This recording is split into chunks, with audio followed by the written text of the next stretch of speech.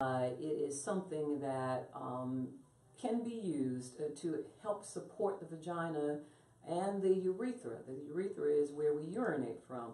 Sometimes when ladies become menopausal or getting close to menopause, they actually have a diminution in the estrogen that supports that area.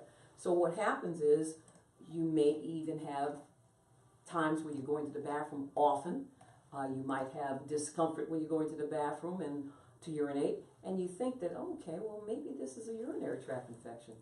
And actually, it's not a urinary tract infection. It's just discomfort because of lack of good support in the tissue around the urethra that's creating a symptom or in a sensation that there's discomfort because of lack of estrogen support. Sometimes women actually have incontinence as a result because that support of the urethra is gone.